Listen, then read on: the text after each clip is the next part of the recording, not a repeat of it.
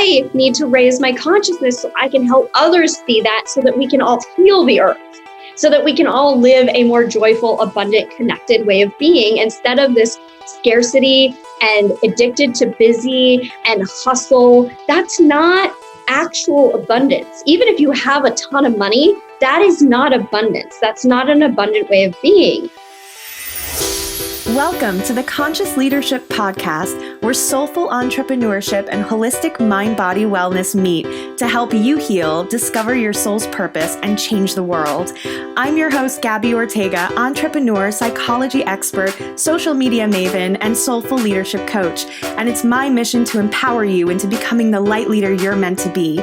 Each episode will be diving deep into topics that will help you gain personal mastery over your healing and mind-body wellness, while also giving you practical tips and tools to help you create, market, and scale a heart-centered business around your soul's purpose and life mission. Whether you're in the beginning of your self-awakening journey or a seasoned inner work god or goddess who's ready to step into their leadership as a soulpreneur, this is going to be your new favorite place to be.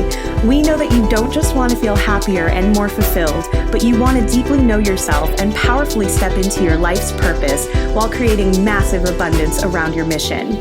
That's why I've created this podcast for you, the light leader of the next generation. Welcome home. I'm so glad you're here.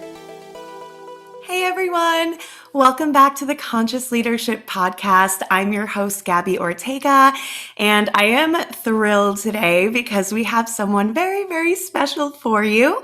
Her name is Yarrow, and she is a clinically trained therapist and alchemical healer with over 15 years of experience teaching yoga, meditation, and breathwork, and she's the founder of the Art of Connecting method. She uses the holy trinity of healing modalities, which you guys know is something I'm super into, which is psychological, spiritual, and somatic. And she helps expansive leaders heal their central nervous systems and gently process pain and trauma so that they feel safe to just be and receive. So welcome, Yarrow, to the Conscious Leadership Podcast. Pleasure to be here with you. I love Oh my God. No, I'm so excited because we just did a live the other day, and Yarrow and I were talking about, like, not in the live, but afterwards, about a lot of really important things that we're going to talk about today, namely victimhood. It's a very triggering subject. And so I highly recommend just getting, comfortable wherever you are if you're listening, because we may be getting a little spicy, a little controversial today, but in the best way to hopefully give you guys some tips and tools for growth and some things to chew on, because I think we are living in a world that really thrives off of and profits off of our victimhood, off of our false beliefs that we can't show up for things, we can't do things, we're not capable enough, we're not worthy enough. And it's also getting in the way of friendships, getting in the way of relationships, and kind of breaking us all apart. And I think when we were talking about this, I was like, you have to come on the podcast because this is something that needs to be said.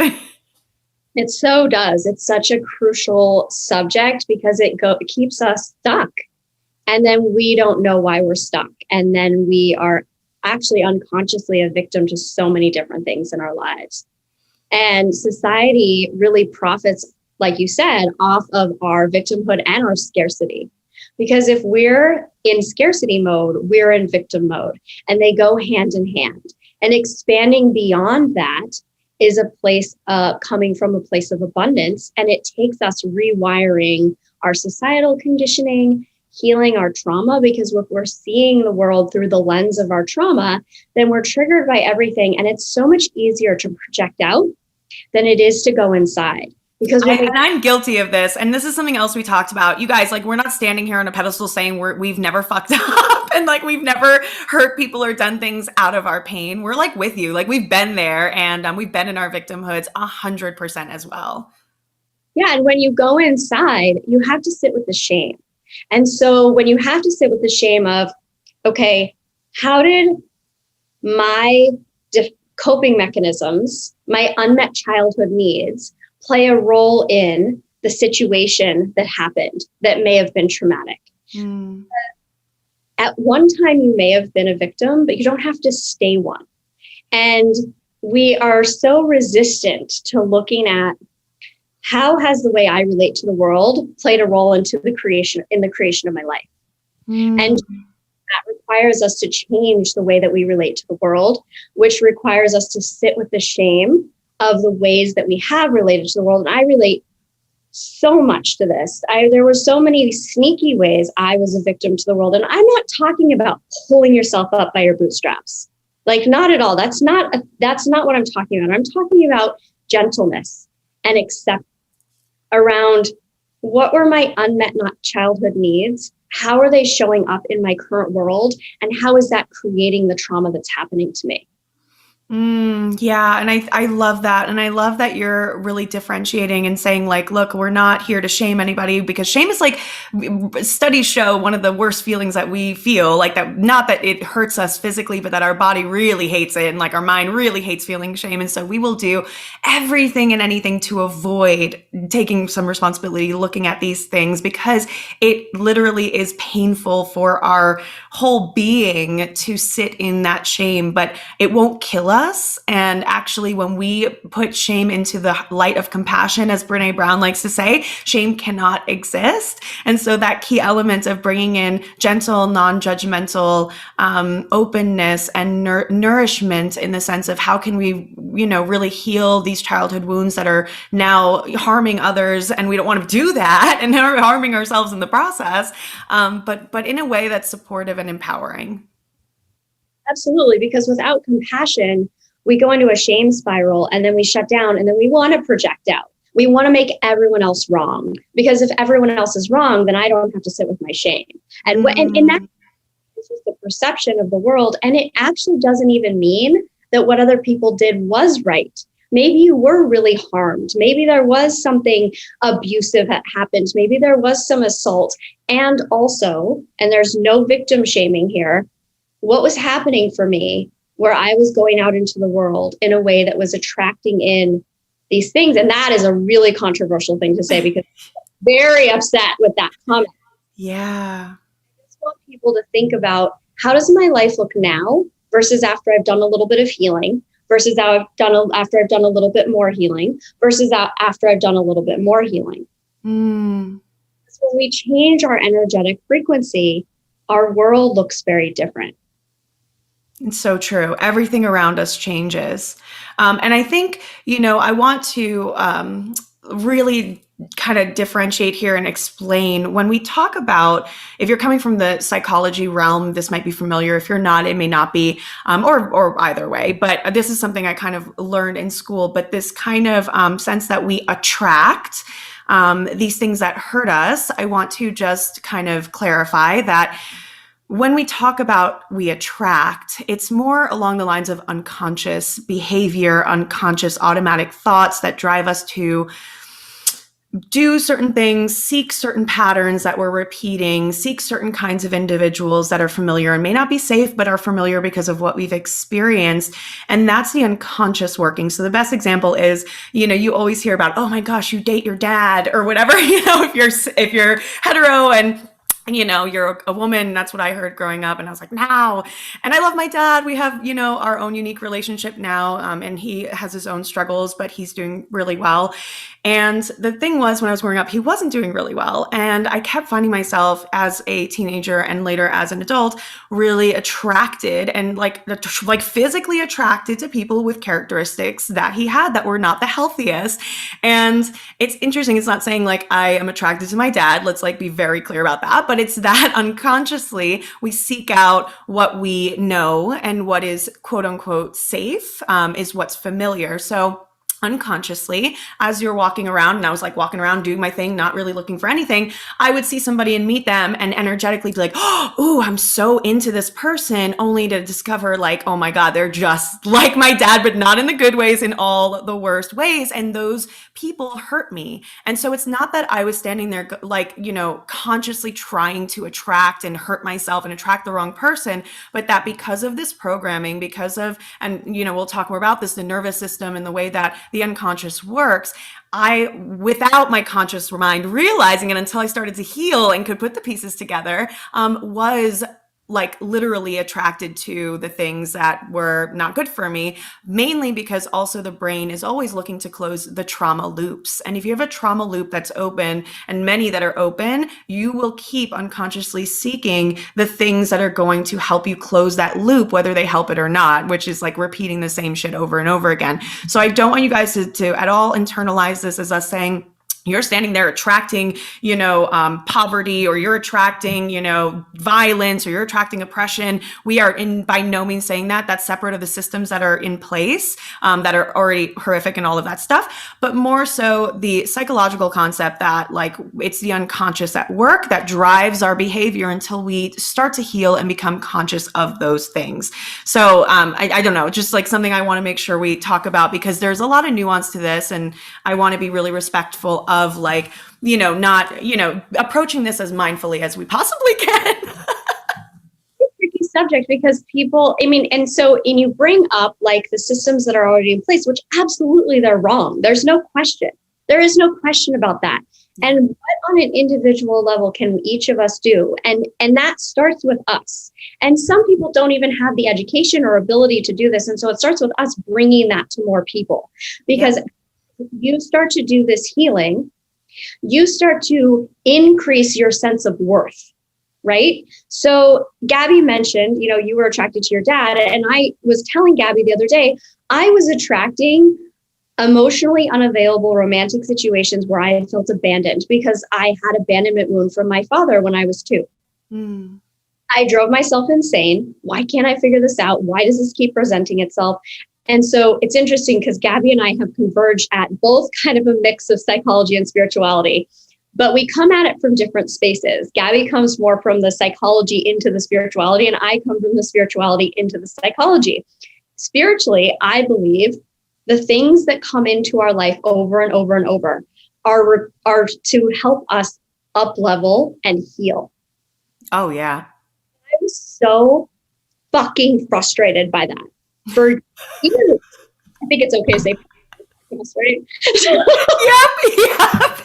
I can relate. If anybody also can relate, like shout it out. Like, why does this keep happening? I'm doing all the things. I'm meditating, I'm journaling, I'm doing yoga like 5 hours a day, literally, not even joking. That's not even an exaggeration.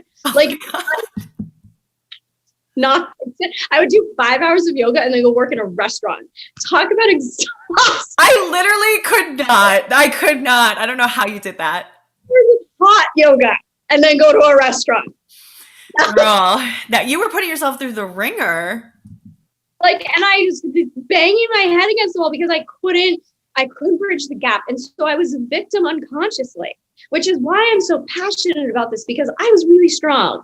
I can handle everything. I've got this. But like these things would happen and I would become a victim to like, but I can't help it. No, you're not really sitting with the grief around losing your dad at 2 years old, because how does a 2-year-old grieve? A 2-year-old can't grieve. So these are, you mentioned, Gabby, they're unconscious behaviors.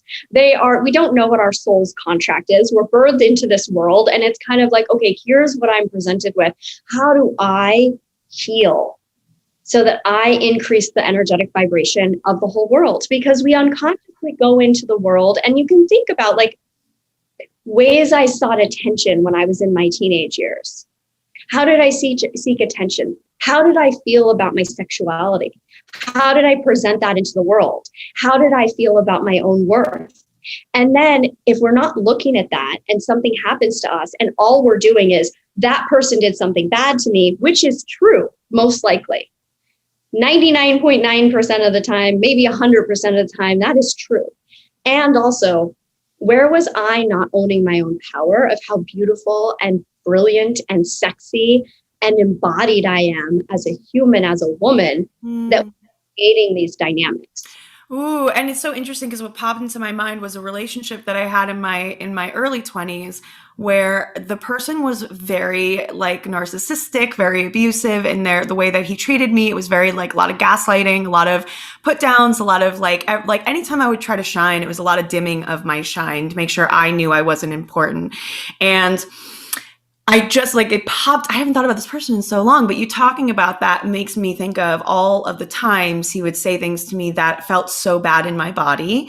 And I would go, that is so fucked up. And like if anyone had said that to my friend, my mom, my dog, even, like I would have been like, fuck you, get out of here. But for some reason, I couldn't say anything. Like I just wasn't in a place where I knew what to say, or I felt safe, or I was the actual like abandonment wound. Talk about that, me as well. Like was really deep, and I didn't realize that. And so I stayed in relationship with this person who really destroyed my confidence, really destroyed my sense of capability that I could do things, like, and just really fucked with my head for quite a while. But yeah, and I think about that now that I'm more in my healing place. Back then, I definitely don't think I was ready to hear that message. But like at this time, and even probably earlier, like after I started the healing, I definitely agree. Like I did not set boundaries. I didn't say no. I didn't. And I could have, like it wasn't a serious domestic violence situation where, again, you don't want to put yourself in harm's way, but there were so many opportunities for me to say, you know what, this is really fucked up and not okay, and to walk away. And I didn't. And so it's interesting.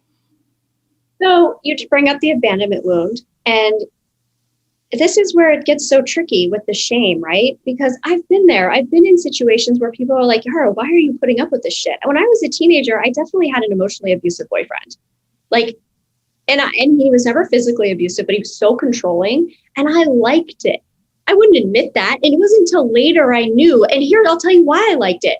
Because when he was telling me what to do, I didn't have to think. Yeah. I didn't be with myself. So that felt really comfortable for me to have someone just say, don't wear that. You can wear that. Don't cut your hair. Like he would get really angry if I cut my hair. I was like 15, 16 years old. That felt comfortable. I grew out of that quickly. Like by the time I was like 17 or 18, like that was gone. But there were other ways that things have happened in my life, like especially in romantic relationships where it's been like, why am I putting up with this? And so if you think about abandonment, Dr. Gabor Mate speaks about attachment versus authenticity. I mean, I love him. I'm with him, as you know. So I'm in his year-long compassionate inquiry training, and I'm about 6 months in, I think, maybe a little more than that. And so he speaks about attachment versus authenticity. And we reject our authenticity for our attachment because we are so afraid of being alone. And that sounds like what you were doing. It's a lot what I've done, where it's like, oh my God, your central nervous system feels like I will die without this person. That's what it really feels like in your body. And that's your attachment wound. So if we're talking attachment styles, that's your attachment wound. We're attachment-based creatures. And in the spiritual community in particular, they shame attachment needs, like, oh, needs are bad. But John Wellwood, who coined the term spiritual bypassing in 1984, he is a Buddhist and a psychotherapist, and he would witness in his Buddhist community, people were rejecting intimate relationships because you know what happens in the intimate relationships? All of our shit comes out. So then they were like, oh my God, this is so bad. This is so bad. But what they were actually doing was avoiding their healing because that's heal. And so I'm having a lot of different thoughts come at me, but when you're talking about domestic violence, I think about Tina Turner. And Tina Turner actually made the change when she started chanting, which heals your central nervous system. That was when she got the courage to leave Ike. I didn't know that. Is this from the documentary that's out? I have to see it. It is in the movie What's Love Got to Do with It, because I had to write for Pacifica. And yes, by the way, guys, we're both fellow Pacifica nerds, if in case you're wondering of like where I find all of my spiritual psychology people. Pacifica Graduate Institute in Santa Barbara, best program ever, hands down, like best time. I mean, I flew from New York City, California once a month for 2.5 years for 4 days. It was the best choice I ever made. So I love that place, just to plug. Just like we're not getting paid. We just love it. So much gratitude for Pacifica. So, so when I watched that movie, because I had actually never seen it, there's my cat's tail. I had never seen it. And I saw that and I was like, oh my gosh, that makes so much sense. She found spirituality and she started chanting, which tones your vagus nerve and your fourth chakra, your fifth chakra. So opening your heart and giving you a voice. Yeah, for those of you, most of us know that Ike Turner was very abusive towards Tina Turner. And so I don't know if everybody knows that, but you can Google search it pretty easily. And that was what finally gave her the power to move forward, because she was so strong. And that's the thing with most people. They're so strong, but strong is like gripping on, holding on. It's tight. When you have power, you're able to have ease and gentleness and to move into things and out of things in a way where you don't have to hold on. Oh, and that's everything, you guys, like everything. Like, don't hold on tightly to anything, because that causes suffering. And this is, that Buddhist tradition as well, like causes suffering. And the attachment is not that we don't want to have like intimate relationships and attachments that are like healthy, but we don't want to like hold on to just one way of doing things, one thing, one vision, like anything you don't want to grab onto too tightly, because you don't control it. Let it go. And then you're just going to suffer if it doesn't go well. So it's like, why bother? That includes, don't hold on to your avoidance of needs, right? It's all things. And that was where actually at Pacifica, because I had done so many years of spiritual healing, but I was stuck and I was like, I don't understand. And I was at Pacifica one day and I had this light bulb go off and it was like, in order to let go, you first have to healthily attach. Yeah. Thought about secure attachment before. It was always, I went from super anxiously attached to knowing that was unhealthy because I was controlling every boyfriend I had because I was so scared to really oh my God, I was such a nightmare. So like, I can relate though, like for sure. Like I would be like, what are you doing? What's going on? Where are you? Who are you with? Like so bad. So it squeezes the joy out of your connection.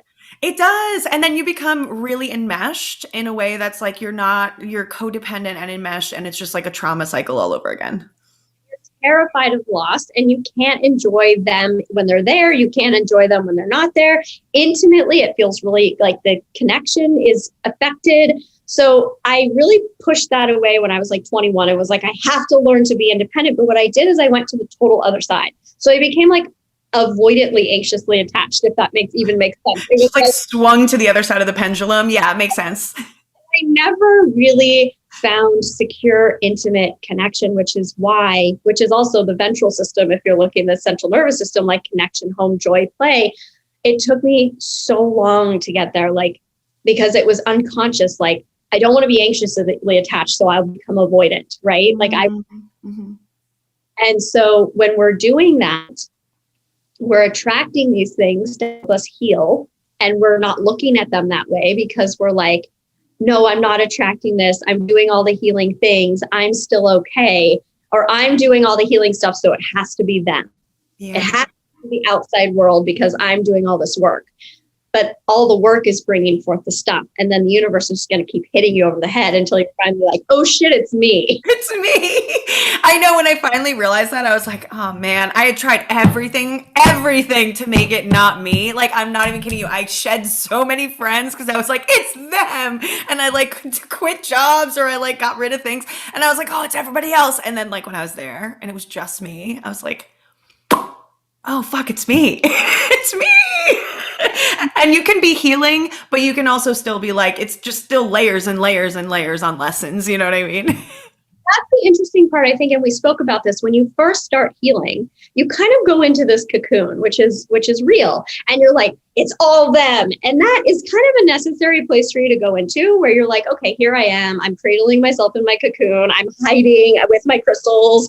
And I'm also feeling for the first time, like all the rage that I've been feeling towards people who have hurt me, and recognizing that I am a victim for the first time. And that's actually an identity that maybe you want to just like hang on to for a minute and give yourself that relish a little bit in that, like, oh my God, fucking finally, it makes sense. And I know for me, that was a really liberating space to be. And it's so easy to get stuck there because then there's no self-responsibility in many ways. It's kind of like you're allowing yourself to be in the stuff and without actually because we're not really maybe necessarily at that strength level yet to be able to look at our participation in it. The shame level would be too much because we're just coming to terms with this is a new narrative that I'm going to be, internalizing, that I am a victim of something that happened.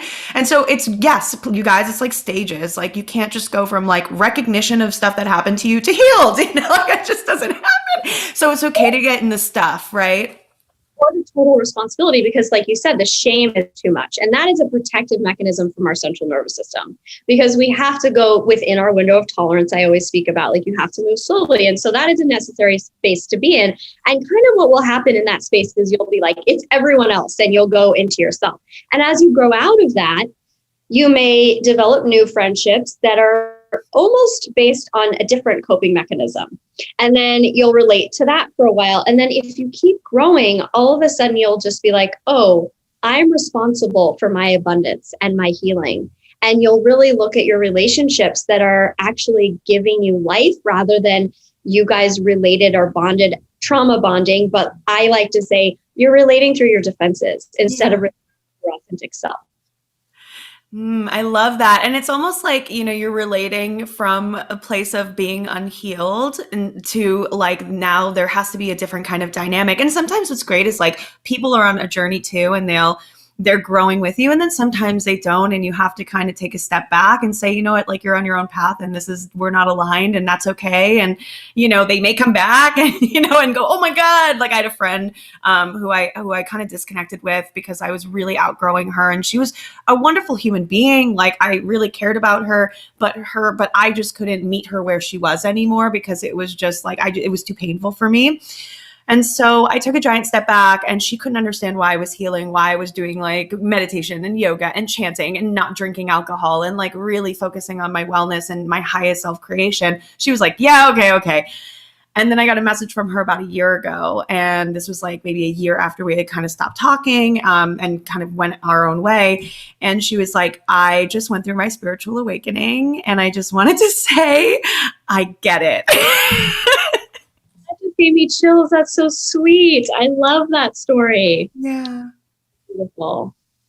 Yeah. So you can really like, you guys, like, don't be afraid to like detach, reattach, detach, leave it, let it go as you're growing through your stages of healing. Like Yarrow was saying, you keep growing and getting higher and higher up in this elevator of consciousness and healing. And like, don't be afraid to like go, like let people go on their own journeys. You don't have to carry them with you, but know that you don't have to be a victim forever, and you don't have to stay there forever. And like lots of people like to stay there for a long time, but it only causes more suffering for you. At the end of the day, if you were hit by a car walking across the street tomorrow, would you have felt good about like living your life feeling like, oh, I have no control. Oh, everything's happening to me.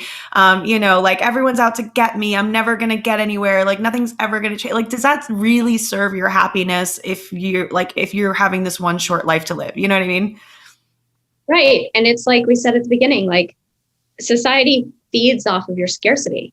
So we're in a traumatized and addicted society, and society doesn't function the way that it is if you don't buy into that. If you're like, actually, wait a minute, I am a creative and infinitely abundant human being who is so supported.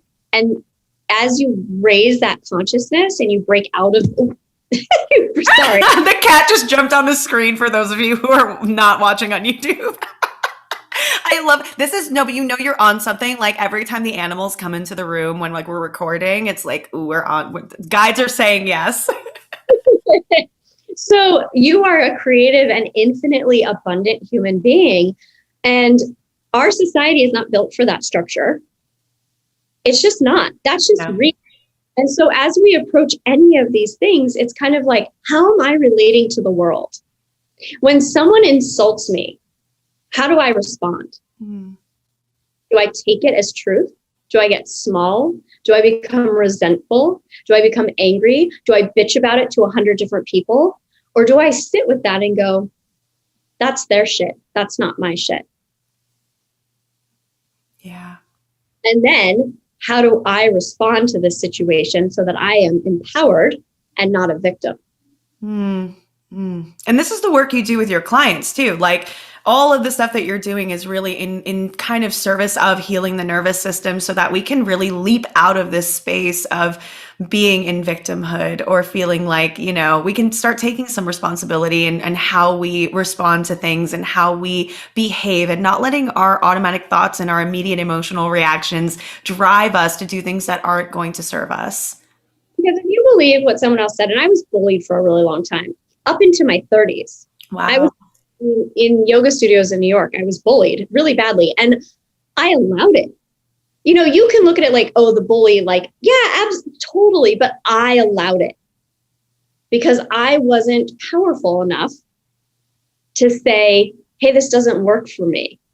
Because I was terrified, and I've expressed to Gabby before, I have this fear of like, someone's going to stone me or like burn me on a cross. Like the death if you use your voice. I use my voice, which I think is karmic, as we've discussed. And also, it was a way I stayed small, because when we start to rise and grow and expand, we will lose people. That's true. And that feels scary to our central nervous system because, you know, humans traditionally had to operate in tribes. Yeah. If we were on our own, we would die. And then just how I was with my mom, it was kind of like, oh, me and my mom, like if my mom's there, I'm safe, which was kind of how I grew up. And so I would attach on to people and be like, everyone needs to like me. My mom said to me yesterday, she's like, it's so interesting because now, like, I could see you seeking approval from this certain group of people in the past. And now you're like, I don't give a fuck. And I'm just doing what I do. And I was like, yeah, because that's my growth, right? Yeah. Like be liked by everybody. My need to please everybody. That was me being a victim. That wasn't authentic. That was me being a victim. And yeah, there was mean stuff going on and there was bullying going on. And I complained about it to people who would listen and empathize with me. And it wasn't that my perception wasn't accurate. It was totally accurate. And also I wasn't standing up in my power and saying, no, this isn't okay if you act this way in the yoga class that I'm teaching. Mm-hmm. And nobody can give you permission for that power. You have to be the one that actually like steps into that. Yeah. You have to be the one to step into it. And I think that applies across the board in our world. And these are such small things. These were, these are small steps that we take to create huge change. Mm-hmm. These were unmet childhood needs of mine, where I needed approval. I needed to be liked. I needed to feel loved. I needed to feel cared for. And I didn't recognize they were unmet childhood needs. I was like, I'm 34 years old. It's about the external world. No, it was about that little 2-year-old inside of me who needed to be held and loved and cared for. And what I was doing to her was, shut the fuck up, you needy little bitch. That's what I was. Yeah. Then it was coming out sideways and unconsciously, like you spoke about before. Yeah. Because I was unable. Hustle on. The cat's like walking right across the street, like, yes, this is exactly right. So sorry. Right when we got on, Gabby, I was like, oh, he has to behave himself. He was not behaving. No, cats are cat. No. Cats, they go by their own rules. And like, I appreciate his input because he is a shaman. So we all know this, like our cats has shamanic energy. So we are blessed to have him on our little episode right here for sure. Home and my girl cat was on my counter just like staring at me, and I was like, okay, that's intense happening right now. If anybody's listening right now, like, and you own a cat, you definitely know what we're talking about. Yeah. So yeah, this was about me, and I didn't want to make it about me. You know, I wanted to make it about the external thing, and I was being bullied, and that was true. It was totally, I wasn't making that up. It was absolutely true. And also, to quote Gabor again, he says, when things like that happen, we have an aura of a lack of defense in that area. So almost we will draw that in. It's almost like, and this is going to be a very controversial issue, but he speaks about this a lot, and I love that he does. Sexual predators can sense a victim. Oh, yeah. And there have been lots of studies done around this as well.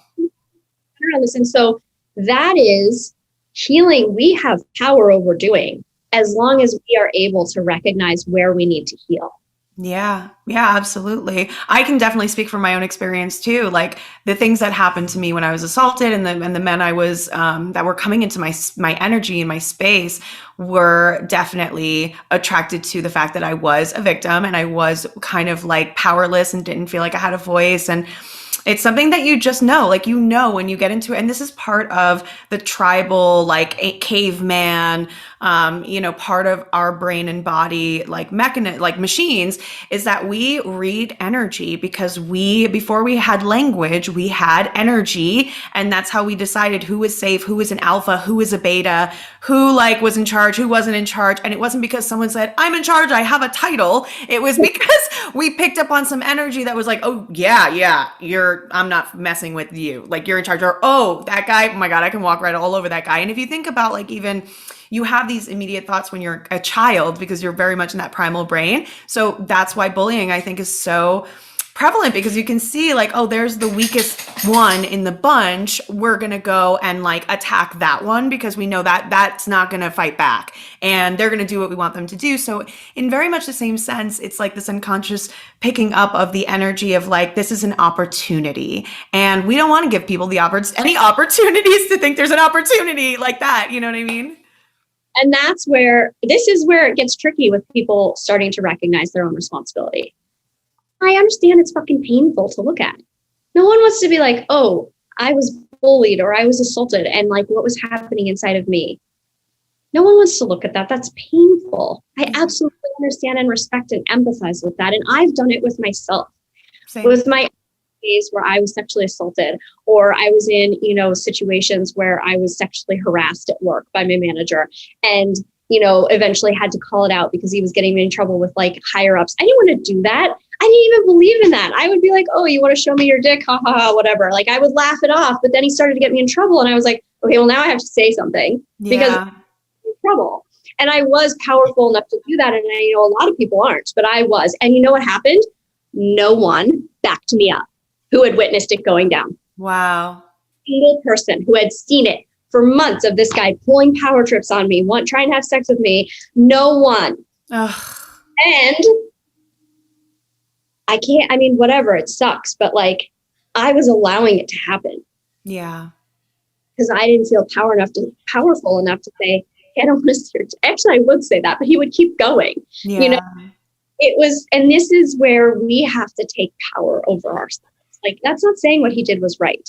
I didn't, it ended up okay. Like I ended up keeping the job. He ended up leaving, which they said was that he chose to leave, but I'm not sure if that was the truth. But I sat with it afterwards too. I left that day and I bawled. I cried so much. And I was looking at like a number of dynamics in my life. And I was like, what the fuck is happening with me? Yeah. Things in my life right now. And I was, like I said, meditating, journaling, doing yoga all these times a day. And there was still this kind of like unconscious stuff. And it was the childhood trauma that I was bypassing without realizing I was bypassing it. Childhood needs. And as I went to Pacifica and started to heal those, and then I was like a victim to, this was my favorite thing to be a victim to. This is so funny. But the world is so fucked up and everybody's sick. That is true. How I relate to that story depends on whether I'm a victim or not. Oh, that's so important. So like, can you give us an example of how you relate to that as a victim and then how you relate to it maybe not? So I will tell you a story, actually. So I was really good friends with this girl and she's in the wellness world. Maybe she'll listen to this, who knows? And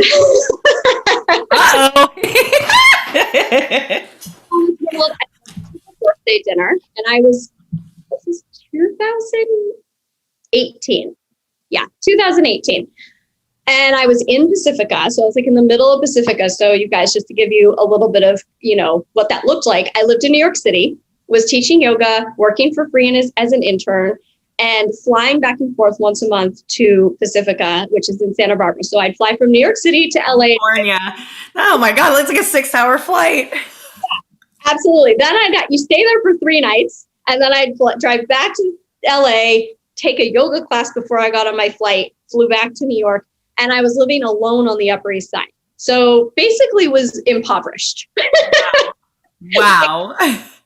I went 100 grand in debt.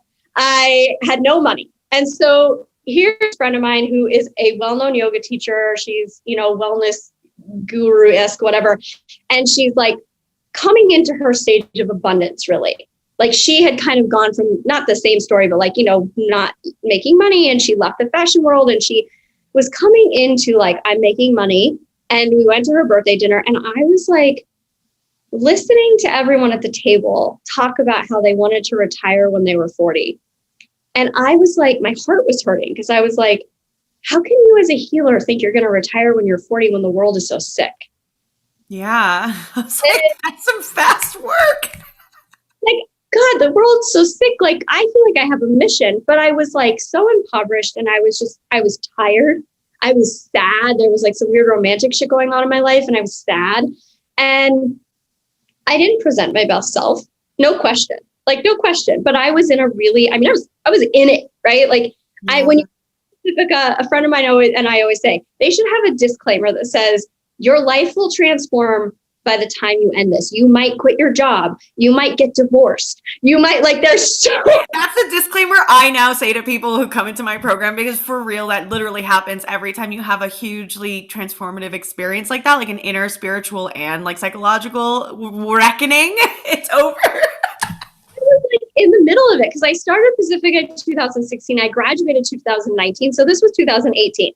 I was in it, right? So after her birthday, some things happened that upset me. And I reached out and was like, hey, this upset me. This is why. Let's talk about it. She kind of came back at me, like arguing with me, whatever. I ended up going through, because I was going through it. Something happened. I didn't reach out for a couple of months. I finally reached out to her and she was like, I don't want friends in my life who aren't high vibe.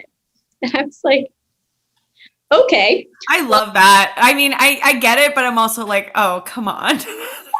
No, it's not. It was bullshit, right? Because it was bullshit because relationships have ups and downs. Like just because you expand your consciousness does not mean that everything's going to be like, oh, we just float on a cloud and everything's peaceful. Like that's not a cult. right. Like that's something to be afraid of. Like if you see people who literally have no feelings, like, or just like happy all the time, just know that something's wrong. Something is off.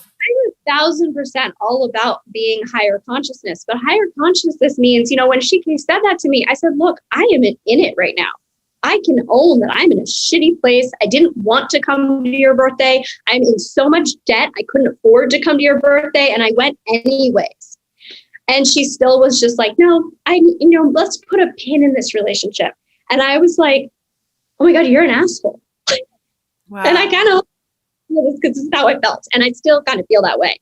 But what I will say is that was me in a place of healing where I was a victim and maybe needed to be at that moment in time. Right?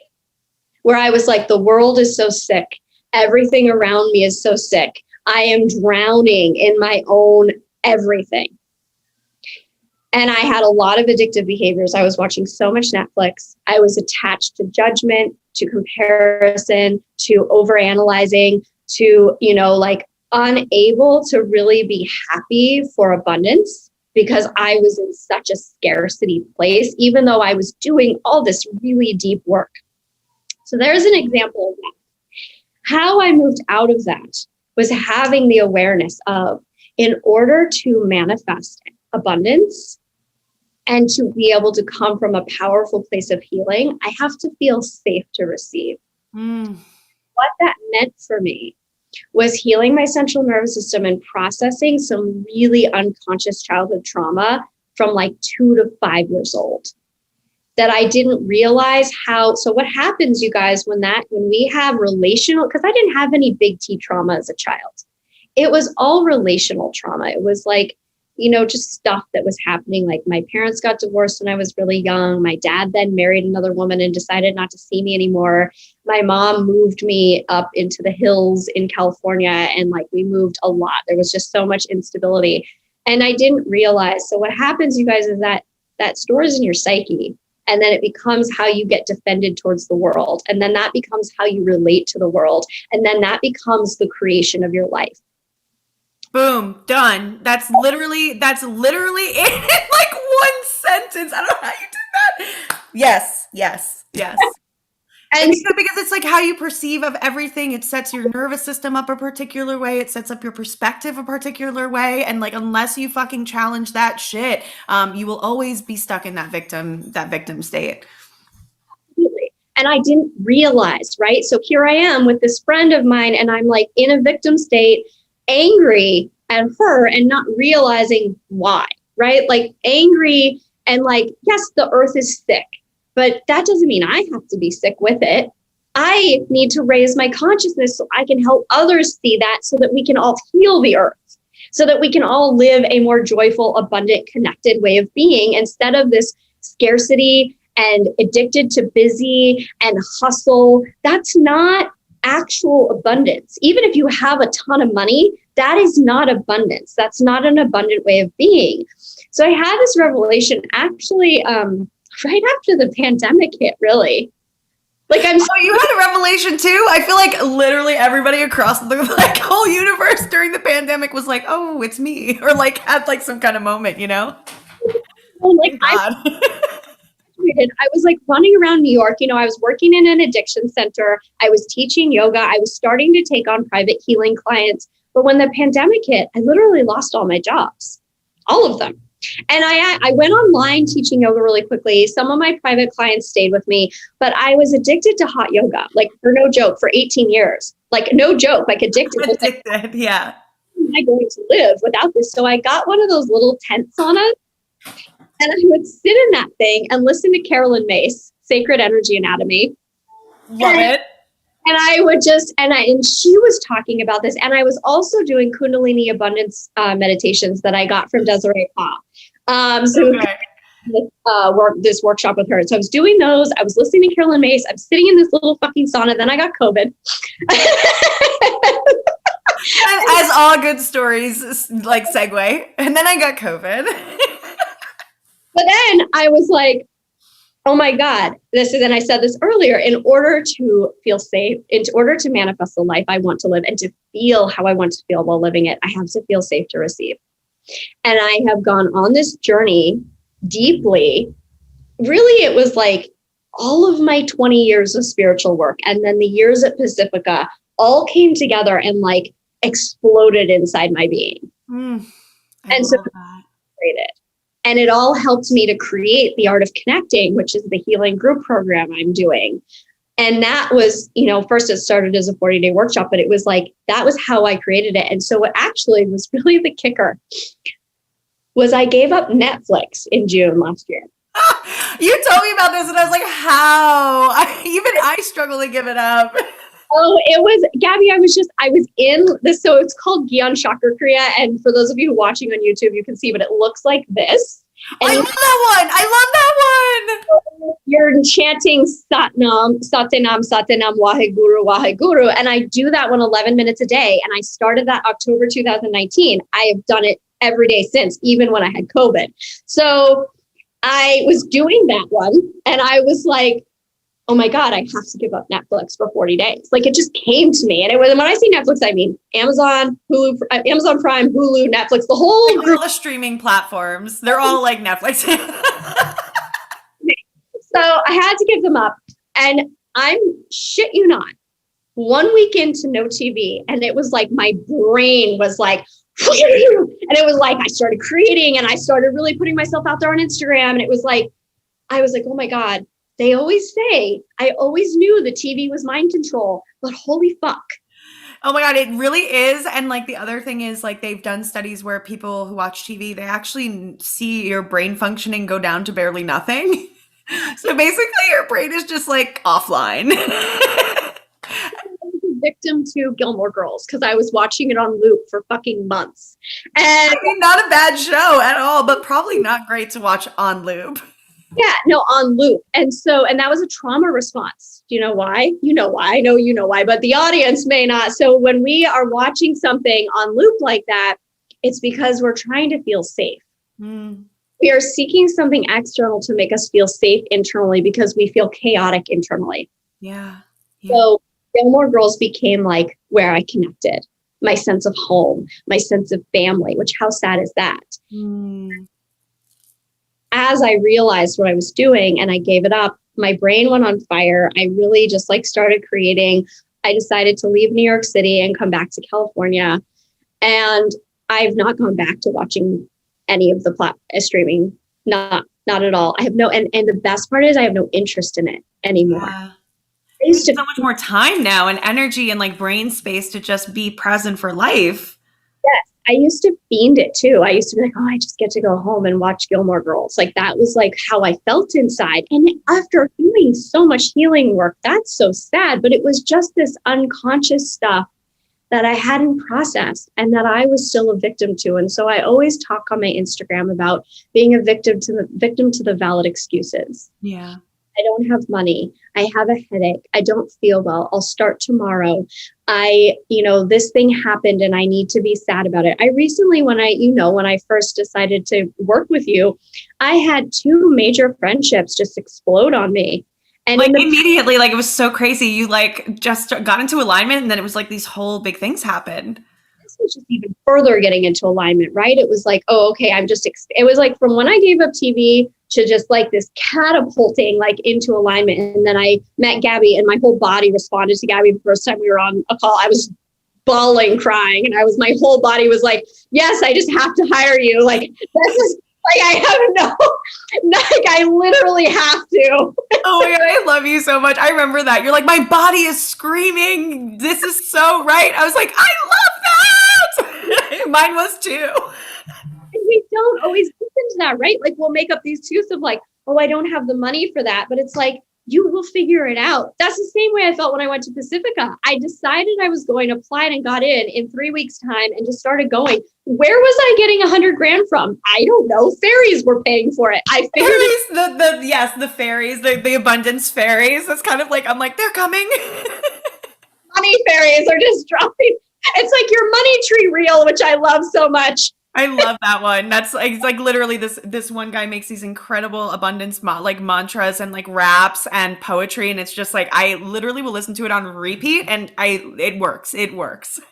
Absolutely. So, that was huge. And that was where I started to grow out and really started to see my own victimhood. Really started to see, and Carolyn May speaks about this. I love her and she's so intense about it, but like these behaviors have a secondary benefit. Our sickness gives us love and attention. And we have to have the power to grow out of needing love and attention through our sickness and to believe we're worthy of receiving love when we're in our higher selves. That's scary because you know what happens when we start to come into our highest selves? We lose people. Mm-hmm. Who are still sick. And we have to decide, am I going to be my authentic highest self or am I going to stay attached to sickness? And as Gabor says, you will always suffer if you choose attachment. If you choose authenticity, there will be pain, but you will not suffer. Mm. And that's the purpose of life, is to but like to not suffer, because, joy is what we're really truly meant to be here to experience. And abundance can mean financial, but it also means abundance of joy, abundance of freedom, abundance of happiness, abundance of awareness and relationships and all the things that like make us come alive. We're here to live, you guys. And I think it's also like sad when you were talking about your friends who are healers who first of all, want to retire at 40, which is like so young, but also like it's literally never crossed my mind that I'm pretty much going to do this till the day I fucking drop dead. Like that's like, there's no question. So hearing that, I'm just like, my brain is like, I cannot compute. But yeah, like it's just doing this work is so tremendously powerful for yourself. Like it's a lifelong process. Helping others walk through that, if you're a healer, is just like the best, most amazing experience. And I'm excited for your group program. We've been working on it for a while. She's really been like, what can I create that's really going to help people in this, like get out of this victimhood state get safe in your body so that you can you almost transcend your nervous system and your programming and all the things that make us these meat sacks that make us human, and really step into your highest self and conscious awareness and healing and love and joy and abundance. And she's right that the only way to do that in a sustainable way, to have it last, is to rewire your nervous system and your unconscious to be safe in that space. If you grew up in a space or had experiences in spaces that were very unsafe, where abundance wasn't there, where scarcity was the primary story or narrative, or relationally there was some trauma between parents or caregivers and yourself, or bullying, and all of these things, if we do not look at them and we don't take some responsibility and we don't learn how to work through the nervous system stuff, and we just won't move forward. And that's, you guys, we all deserve to move forward. We all deserve to live the life that screams to us that we want to be living. You know what I mean? Absolutely. And here's the thing. Think about it this way, because people always think like, oh, well, wellness, and, especially like white wellness, you have to have so much money. And it's like, imagine if you sat around your house and you chanted instead of gossiped. It starts there. You don't need it's free. Get on YouTube. Any money. Sign up for my 11 days of chanting free. Yes. Oh my God. Like, we're putting it into an automation right now in her email. So you'll be able to actually click and get 11 days of chanting. She leads you through it. Yarrow is amazing for that. And I also give whole talks about psychoeducation with each thing. You start where you can. And then as you start to heal, magic happens. The universe supports you. You just watch. It's bizarre, you guys. I know it sounds like craziness, but I am coming from we're the most grounded people you'll ever meet. It literally does. When you click into alignment, when you give yourself that permission, when you start to use free resources that are there to start healing yourself, you're going to start to find that things open up for you and opportunities open up, and that you receive the abundance you need to continue diving in deeper and deeper, because this is what you're meant to be doing. You're meant to self-actualize. That's why we're here having this human experience. Yeah. And I cannot emphasize this enough, because I really think people just are like, well, I can't afford it, and I can't do what she does because of this, or whatever. It starts with one step. It starts with dedicating 3 to 5 minutes a day to chanting and meditating instead of gossiping and complaining. Start to notice how much of your time is spent complaining. And you know why that is? Because that's how we connect. That's why everybody's sick, because it's like, I'm this and that, and this is wrong, and duh. What happens to your central nervous system when you ask someone and they say, I'm amazing? What happens in your body? Do you contract, expand? And if you contract, then that's your own sickness. If you expand, you're like, oh, I want to be amazing too. What's happening? And you get curious. And I come from a place where I didn't always used to expand. Sometimes I would contract because I pissed off that I didn't feel amazing. And how can I get rid of I would always make fun of those people. I would look at them and be like, oh, fuck those people. They're liars. This and that. I'd be so jealous inside though. I'd be like, oh my God, what? Sometimes, like you mentioned, the Pollyanna happiness, that's not real. We're not talking about spiritual bypassing. I'm talking about you actually have to feel the deep pain, because what's not feeling the deep pain is projecting out at the world. That is somewhere your own internal pain. And each of us, if we each did our own internal work, every single one of us, we would live in a very different world. Yeah. It starts with you. And I'm talking across the board. It starts with you, because you can produce everything. All division, all war, all poverty there's not enough. And I'm telling you, there is infinite abundance if you believe it.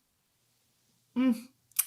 Oh my God, it's like medicine for my whole mind, body, soul. You do the Holy Trinity of healing. You're doing it right now, to me on this very recording. This has been such a great conversation, and I think so important. And, if you're feeling triggered by the things we're talking about, or you're feeling like, oh my God, they're like so like crazy, or like, please DM us. Like, let's have a conversation, because I think this is something that we need to bring out of the shadows, which is that like it's okay to be kind of like the world is happening to me and be a victim and to stand in that. And that's needed for part of the healing. But at a certain point, we can move past that and we can write a new story. And it's not bypassing, it's actually by process of feeling all the deep feelings, you can move through them. And so it's safe to do that. You're not going to die. You're not going to be annihilated. And we need to also give you tools and resources to help you and help your nervous system through that process. So if you guys are at all interested or curious about what we're talking about, this is all stuff that Yarrow is working on during her 90-day group coaching program. It's going to be incredible. When does it launch? It launches May 1st. So very soon. Okay. So I think there's only like a couple spots left. So if you guys are interested, go apply, talk to Yarrow, see what she's all about. I really could not recommend her higher, as someone to reach out to for this kind of like spiritual, psychological, somatic, juicy healing that really truly is exactly what I did, to fucking finally heal all of the trauma that I was dealing with. And I think it's so important that we recognize like, it's not just one way of healing. Like it really is a holistic approach that helps us move forward. And it really is, trauma is buried in our nervous system and our unconscious. And so I encourage you guys, we all have experienced childhood trauma. I'm telling you, like I have not met one person in my whole life who hasn't had one moment where they felt deep pain or experienced rejection at a time when we were really sensitive. So, it behooves you to just check it out and like think about it. And if you find yourself surrounded by people who are really in their negativity, really complaining, and you like that, but then not really, you know what I mean? It's like, it feels good in the moment, but you don't feel good overall. Like ask yourself, like, what is being around what does it do for me to be around these people in a positive way? Like, how is victimhood serving me, right? How is it keeping me safe? How is it benefiting my healing journey? And how is it also maybe keeping me away from happiness and like progress and transcendence? And so just no shame, no judgment, just observation and curiosity. And it's the beginning of kind of exploring all of that. Yeah, and abundance. It keeps you from abundance. And Yeah. and said, and your central nervous system may not feel safe to move into these ways of being because you will lose people. And also feeling really big pain. Sometimes your central nervous system doesn't feel safe to feel the big pain. So you have to do it slowly. Like, okay, I can feel a little bit of it now. I can let go of the defenses and I know we're closing up, but one final thing I want to leave people with is come into relationship with your defense mechanisms. Come into relationship with your perfectionism. Come into relationship with your judgment. What does that look like? Oh, I see you, judgment. Thank you. You've kept me safe in the past. Like, I've got it now. I'm really grateful for you. Like, not shaming those parts of ourselves, because when we shame those parts of ourselves, they just become unconscious behaviors. But when we actually just bring them forward, and this is shadow work, right? Bring them forward and look at them and go, all right, I see how my army has really kept me safe. Like, thank you. That is so beautiful. That's it. Yeah. You kept me safe in the world. And now I need to learn to feel internally safe without you, because that's how you're going to experience radiance and abundance and joy and connection and just being able to just be and breathe. Yeah. It's a relief. Relief. Like I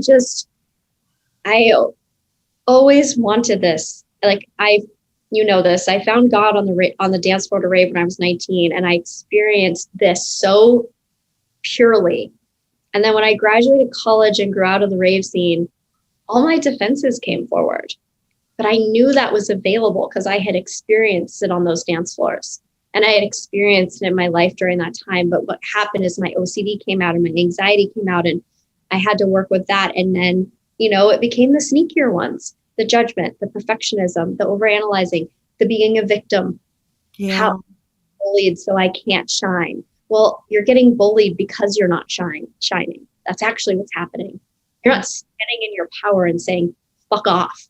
Yeah. Yeah. Because when you do it, they'll be like, fine, Jesus Christ. It happened actually. I finally was just like, said some sassy comment back, and she never came to my class again. I never saw her again, actually. That was it. And it's so funny because also like showing up and doing that and like starting to use your voice and stand up for yourself so that you can harness that power, y'all will notice the world keeps going. No one dies. You're going to be fine. You're going to be totally cool. And in fact, you're building self-trust and you are healing. So just starts with a single step, like you said. Totally does. And just think, this is so powerful. If you take 5 minutes to meditate, chant, journal, or instead of gossip, instead of bonding over negativity, that's all it starts with. It starts with that. And then you start to feel so much better. You're like, maybe I'm going to change my diet. Maybe I'm going to start exercising. Maybe I'm going to, take a yoga class. Maybe I'm going, and then it just builds and builds and builds until you're like, oh my God, how is this my life? Yeah. And you look back and you're like, oh my God, like I climbed this mountain and I never thought I could. Yeah. And it's like slowly moving forward and showing your central nervous system it's safe to expand. I love that. It's safe to expand, you guys. It's safe. And if you don't feel safe to expand, go check out Yarrow. Go work with her. I really couldn't recommend her more. She's just an incredible friend, an incredible client, incredible person, healer, all the things. And just such a safe individual to do this work with, which is also really, really important. So I will drop all of her information on the show notes. And thank you so much for dropping your wisdom and your realness with us today, because I think it takes a lot of, a lot of courage to talk about things that are a little bit controversial and maybe triggering and all of those things. But, it's important to talk about these things, because if we don't, how are we ever going to move forward, Absolutely. Thank you, Gabby, so much for having me on. It's been such a pleasure, really. And I'm thinking of all these other things. I'm like, oh, we got to talk about triggers in relationship to victimhood. I mean, there's so many things. You're coming back and we're going to have like a lot more. I'm like, we could go on for hours and hours, you guys, but we value your time as well. Oh, thank you so much. And I'm such a talker. I'm like, and then this and this. I'm like a philosopher. I'm like, and then this and this and this and this. Well, this is why you want to work with her, because she's going to give you everything, like all the downloads, all the details. But thank you again, Yarrow, so much for being here. And I look forward to just continuing to watch you rise and grow and help heal the world. So thank you guys for being here. And if you have any questions, of course, DM me, y'all, if you're listening and you're like, what? Or go ahead and DM Yarrow. She's available as well. And we are enrolling for our mastermind. It's starting June 1st. Just a friendly reminder, we have 5 spots left, and we have 2 spots left for our Ignite program starting May 1st. So if you're curious about any of those OM programs, go ahead and send me a message, and I'm happy to give you all the deets. As always, I love you. I see you. I'm so proud of you. Thank you for being with us, and I will see you next time. And that's our episode for today, guys. Thank you so much for joining us at the Conscious Leadership Podcast. I'm so excited. This next year, 2021, is going to be huge. We have so many guests that are coming on that you are going to love. I'm going to be doing some more solo casts and Om Therapy coaching. We have so many things rolling out for you. Retreats, another round of Ignite starting in May, another one starting at the end of the summer, a mastermind, and so many other things. So be sure to stay tuned with us on Instagram. Follow me at om_therapy_coaching, and stay tuned for so much goodness coming up.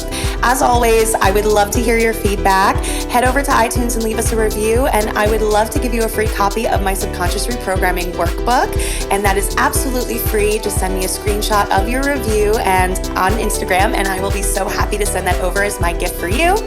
And I am sending you so many hugs, so much love, and I hope that this week you are able to find just a little bit more joy in your life.